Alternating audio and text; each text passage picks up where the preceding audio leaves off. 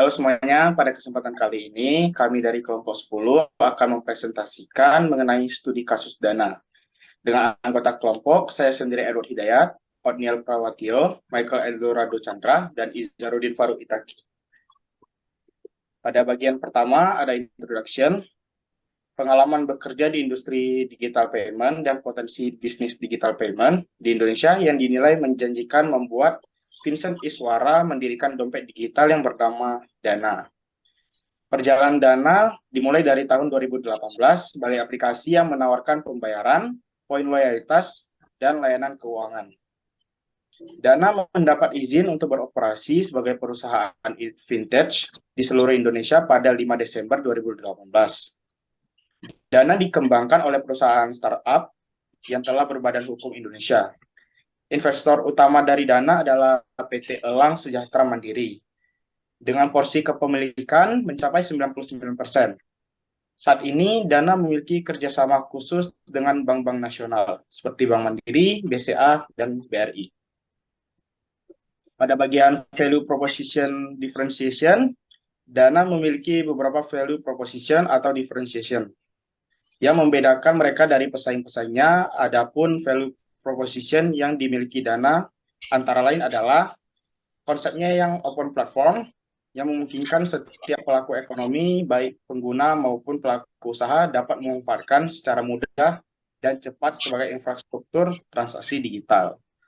Selain itu, Dana adalah dompet digital yang dibangun dengan landasan teknologi canggih dan mengutamakan keamanan penggunanya. Selain menawarkan user experience yang ramah pengguna serta fitur-fitur yang dibutuhkan oleh masyarakat untuk memudahkan setiap transaksi, Dana juga memberikan jaminan proteksi 100% bagi penggunanya. Salah differentiation yang membedakan Dana dari pesaingnya adalah adanya fitur card binding, yang memungkinkan pengguna menyimpan kartu kredit atau kartu debit di dalam aplikasi dompet digital Dana, untuk dapat digunakan bertransaksi secara mudah, cepat, akurat, dan aman.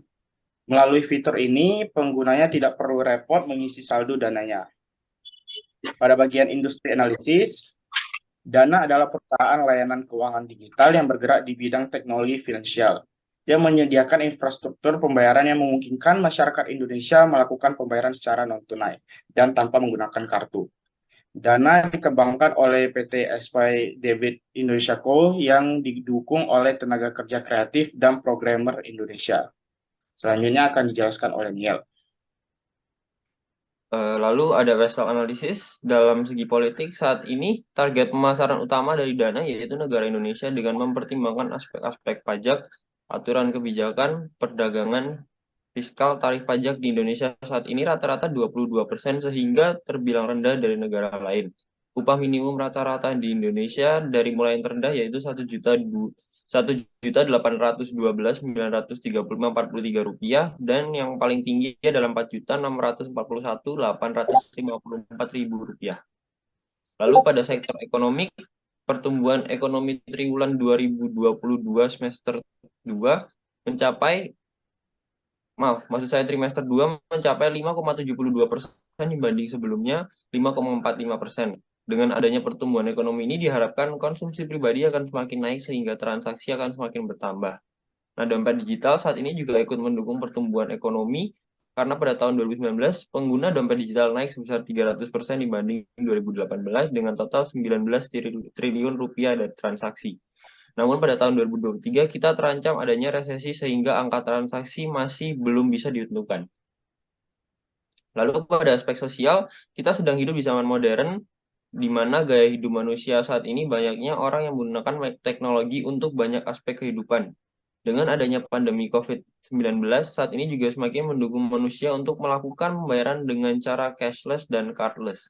Dana memberikan inovasi untuk mempermudah pembayaran ketika transaksi berbelanja online maupun offline sehingga mendukung pembayaran tanpa adanya interaksi fisik dengan seseorang ataupun alat lainnya yang beresiko untuk menularkan penyakit atau virus COVID-19.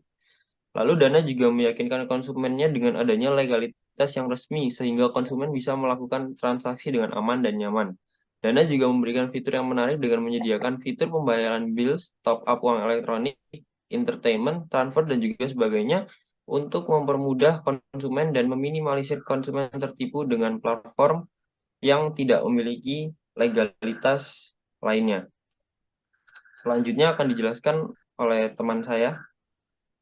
Teknologi yang digunakan oleh Dana saat ini yaitu Artificial Intelligence agar lebih unggul dari platform lainnya yang membuat chatbot untuk customer service yang fast response. Pendekatan AI lainnya yaitu otomatisasi proses bisnis dan generating insight dari data yang ada, seperti validasi pengguna premium Dana dan sebagainya. Pengguna artificial intelligence saat ini menarik yaitu melakukan klasifikasi, mencari pattern dan forecasting ke depan dengan contoh fraud engine dan risk engine yang bertugas untuk menganalisa transaksi yang dilakukan pengguna Dana. Risk engine Dana akan melakukan classification problem dari sebuah transaksi berdasarkan pola dari berbagai data yang ada. Ketika risk engine menilai transaksi palsu, maka transaksi akan ditolak. Dana juga memberikan program Dana Protection yang memberi garansi uang kembali kepada pengguna jika terjadi transaksi palsu di Dana. Kemudian, dengan adanya aplikasi Dana, dalam hal apapun kegiatan transaksi jauh lebih cepat dilakukan dibandingkan menggunakan tunai.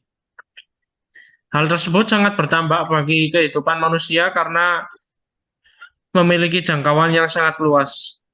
Saat ini banyak masyarakat mengandalkan belanja online yang memiliki jangkauan yang luas dan lebih efektif.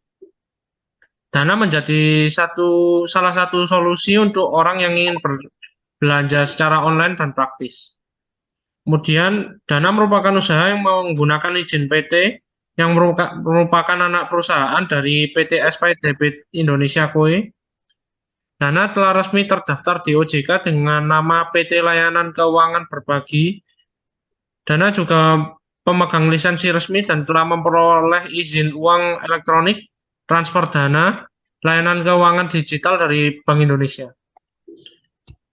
Selanjutnya akan dijelaskan oleh Faruk. 5 portal analisis. Yang pertama ada trend of new entrants. Dana memiliki beberapa pesaing di Indonesia seperti Shopee, OVO, GoPay, Linkaja yang bergerak di industri dompet digital dengan beberapa perusahaan yang penetrasi pasarnya lebih tinggi dari Dana. Shopee memiliki penetrasi pasar yang tertinggi di antara industri dompet digital lainnya, yaitu 68% pengguna dompet digital saat ini lebih sering menggunakan Shopee, OVO untuk membayar di supermarket dan sebagainya dibanding dengan Dana. Produk yang dijual oleh pesaing juga sama dengan Dana yang menyediakan pembeli berbagi produk sehari-hari, transaksi sehari-hari, dan sebagainya. Yang kedua ada trend of substitution. Dana sebagai aplikasi dompet elektronik juga berpotensi tergantikan dengan berbagai sistem perlas lainnya seperti sistem pembayaran elektronik nasional yang baru-baru ini dikenal, yaitu QRIS. QRIS menawarkan cara pembayaran yang lebih praktis dan fleksibel serta tanpa biaya admin sama sekali di berbagai outlet ternama hingga warung-warung kaki lima. Di satu sisi Dana juga masih dapat tergantikan dengan pembayaran secara tunai di mana hingga saat ini penerapan pembayaran elektronik belum merata sehingga uang tunai masih sangat dibutuhkan. Yang ketiga ada bagian power of buyer. Menyimpan uang tunai dalam jumlah besar ke dalam dompet tentu memberatkan bila berpergian. Misalnya saat berbelanja barang elektronik, tentu akan mengundang risiko keamanan tersendiri bila membawa uang banyak tunai keluar rumah. Perkembangan teknologi keuangan memungkinkan kita bisa menyimpan uang dan melakukan transaksi secara virtual. Salah satunya penyediaan layanan dompet digital, aplikasi Dana bersangkutan PT SP Debit Indonesia Koe. Yang keempat, bagian power of supplier. Dana pada dasarnya hanyalah penyedia jasa aplikasi dompet elektronik yang dimana Dana hanya bekerja sama dengan berbagai outlet ternama hingga warung kaki lima. untuk memudahkan customer untuk melakukan transaksi. Jika Dana tidak dapat bekerja sama dengan berbagai outlet, bernama hingga warung-warung kaki lima, dan lainnya, tentu saja jumlah kuota yang dapat ditawarkan kepada customer cenderung sedikit. Oleh karena itu, Dana harus dapat bekerja sama dengan berbagai pihak. Penyediaan usaha-usaha agar dapat menarik minat para customer karena banyaknya kuota sehingga customer akan selalu ingat Dana ketika hendak melakukan transaksi. Berikutnya akan dijelaskan sama teman saya. Baik, rivalry of competitor. Dompet digital atau e-wallet rasanya sudah menjadi suatu hal yang wajar kita gunakan saat ini. Mulai dari pesan antar makanan, belanja online, pembayaran asuransi, hingga pembelian makanan di warung terdekat bisa dilakukan dengan aplikasi dompet digital. Indonesia telah memiliki banyak dompet digital yang dapat diakses oleh masyarakat, sehingga membutuhkan strategi dan inovasi yang lebih. Indonesia kini sudah mencapai tahap di mana semua orang lebih praktis terhadap transaksi, sehingga banyak perusahaan yang menciptakan dompet digital.